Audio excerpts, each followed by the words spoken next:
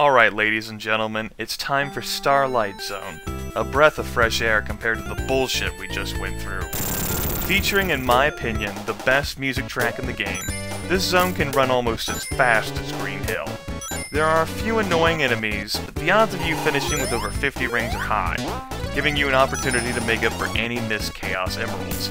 Let's see if I can take advantage of it. Nope. Although to be fair, I did want to fail that, because there's a Captain Obvious one-up here, and I would like to stack on as many extra lives as I can. Unfortunately, I don't have an excuse for missing that one. I know you folks wanted to see some more speed out of me, and Starlight Zone's really the best place to do that, besides Green Hill. I mean, this is the second easiest zone in the game. Unfortunately, Sonic is not complying with me, although it's probably more human error than Sonic's fault. We have a return there of the Orbinaut, whom we saw in the Labyrinth Zone, although it's a land variant, and without a narrow corridor, he's not as dangerous, especially since he doesn't launch his spikes. Bumping that platform with our head allowed us to jump up it, and... whee! No rings up there. Lame. Alright, a platforming area, which I fuck up. That's one of the enemies, the badniks of this level, a bomb. They can be pretty dangerous, especially since Starlight Zone likes to cluster them in high numbers. Most frustrating. God damn it, I failed that thing again. Are you kidding me? Starlight Zone does have a few perils, particularly in the second and third acts. Speaking as someone who is lost in every single act of this game, I mean, I've been playing it since my family got a Sega Genesis. 91? 92? Had logged a lot of hours with this game, so I've had the opportunity to lose in every single act.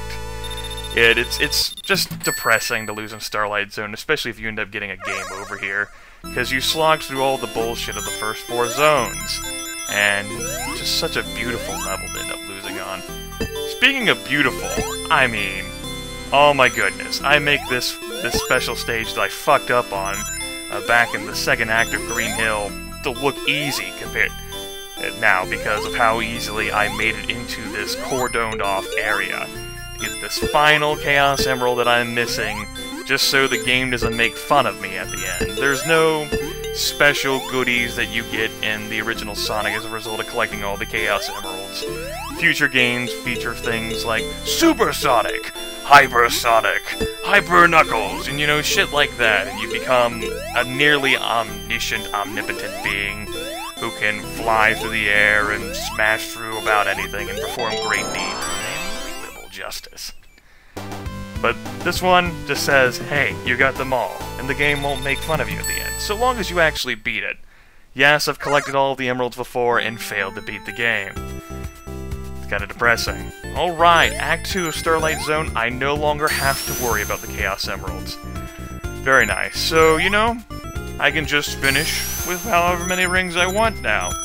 Which means I feel free to run as fast as I want to in this act, since the pressure's off now. So long as, you know, I don't start losing all my fucking lives. And there you can see gigantic clusters of those bombs together. Individually, they're pretty easy to dodge, but when they're put together in groups like this, it really slows you down, unless you feel like losing rings. And I guess I could have spared it, because I don't have to worry about collecting rings anymore. But, I end up erring on the side of caution. I nearly get fucking crushed up there, but thankfully I had the intellect and skill required to duck. Unfortunately, while I can deal with that, loop-de-loops thwart me. You would think I'd be able to zoom, zoom, zoom on the loop-de-loops, and oh my goodness, I finally made it. Good job. Mentally and physically challenged Grimith. Well done. Oh! God damn it. Good thing I got the Chaos Emerald in the last act. Trying to get up there is proving to be a very difficult task, so I've decided, well, maybe I can jump up there. And then I decided, you know what? I can try jumping. Fuck it. I'm just gonna come down here. It's not worth it. Let's showcase these seesaws. Yeah, they could be fun. It's a different element. You just gotta make sure that you locate yourself properly, and don't miss where you fall, because you could go flying, or you could go falling into a bottomless pit, and then you would lose lives. Try not to lose lives. I mean, we're in the 5th zone of the game. The hardest zone of the game is most certainly coming up next. You may need all the lives you can get. At any rate, after collecting all those rings there, we finish, coasting beautifully. Collect 2 100 score bonuses, and pass Act 2. First time we haven't had the pleasure of seeing the gigantic ring up there in the top right, despite finishing with 50 rings or more. It's good to take care of all the Chaos Emeralds. Fucking game. Ah! See? Like I said, fucking game. Whee! See, at least they were generous enough to put some rings there for me that time. While I was in the process of sailing up there, though, I saw some places that, you know, I might like to go. Bounce off this guy here, collect even more rings, and let's take this path. One of the many things I love about Sonic games is the non-linear aspect of them. You can take a myriad of ways to get from the starting line to the finish line. And the game can reward you both for playing fast and for playing slow, depending upon your preference for gameplay. Although, there are some times where even though you like to play fast, you do have to play slow. The game will force it into you. But it's always nice to have like an interchange of those elements. Here, I'm actually implementing some speed. Oh my goodness, folks. Grimith moving fast through something? Not taking his sweet-ass time? Is he actually getting on with it, folks? Yes! And he didn't even get damaged by the bombs! Holy fuck, it's a miracle. Grab the shield, avoid that weird thing up there. And alright, that's enough. Play around on this damn seesaw teeter-totter. I guess I'll go along this path and... oh my goodness, I regret this decision. You motherfucking bouncer. So there went my shield. 92 rings? Yep, there those go too. Fuck it! Just finish with the level! Lamppost, and here we are with Dr. Robotnik.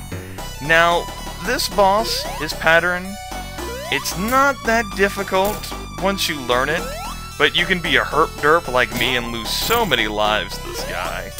Thankfully, that did not happen. I actually remembered how to deal with this guy, but I remember in years past, despite knowing his pattern, I go, what do? You see, you either explode, you either send those mines into him that he's laying, or you use them to propel yourself up there, because you can't jump up that high to hit him.